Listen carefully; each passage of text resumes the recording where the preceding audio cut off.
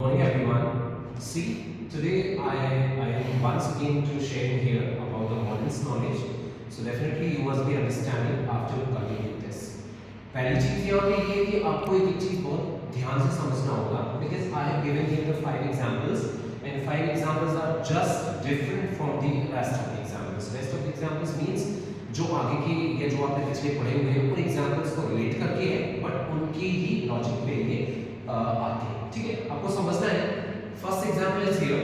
She is highly creative and likes to work at her own place. I doubt whether she dash. हमें यहां पे fill करना है whether she dash cope with the stress of a corporate job. अब एक बार और पढ़ोगे आप तो शायद आपको समझ में आ जाएगा. ऑप्शन क्या दिए हैं? Could have to, will be able to, may not have to, must not be able to. अगर आप ट्वाइस में इसको पढ़ोगे तो आपको एक चीज तो समझ में आ जाएगी कि नेगेटिव वाले जो है वो तो नहीं है. राइट? एक ये मे नॉट हैव टू और must not be able to. दूसरा है could have to. Could have to ऐसा कोई मॉडल ही नहीं होता. कुड हैव अकेला होता है, कुड हैव के साथ टू नहीं होता. तो ये भी क्रॉस हो गया. अब एलिमिनेशन राउंड में अगर आप जाएंगे तो आप बिल्कुल सही आंसर में आ जाएंगे. Will be able to. अब आप रीड करके देख सकते हैं. She is highly creative and likes to work at her own place. I doubt whether she will be able to. ठीक है, क्या वेदर एक शब्द और यूज कर दिया आपको क्लू के लिए कि वो उपयुक्त होगी या नहीं. Right, that is the right one.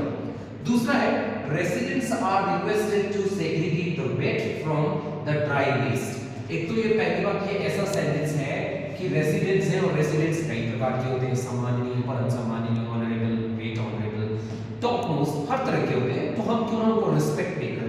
तो एक फॉर्मली वे में माना जाता है रेसिडेंट्स आर रिक्वेस्टेड हो रही to segregate the wet from the dry waste.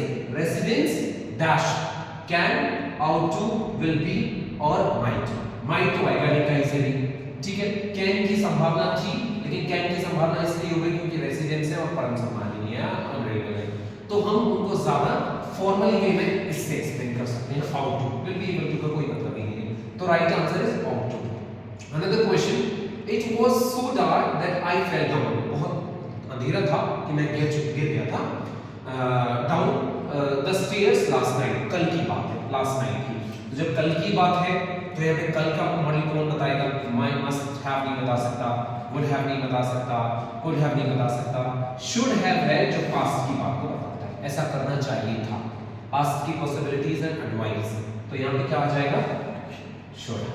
Right? अगला है Schools dash instruct students to wear full sleeve. वैसे ही समझ में आ रहा है. Students out to, ये ऑर्डर है फॉर्मल वे में तो इसमें भी out to यूज हो जाएगा. फॉर्मल should की अगर कहीं should आ रहा है एडवाइस के लिए तो should से उपयुक्त तो होता है तो out to होता है.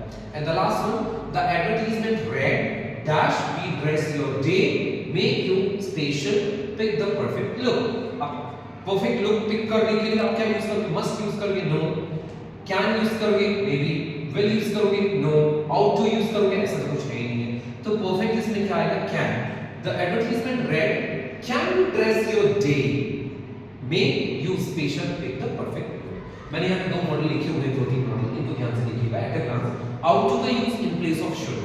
शुड अगर आ रहा है अप्रोप्रिएट और शुड नहीं आ रहा है तो शुड की जगह पे मान लीजिए आपको आउट टू ही लिखना पड़ेगा. वो कैसे?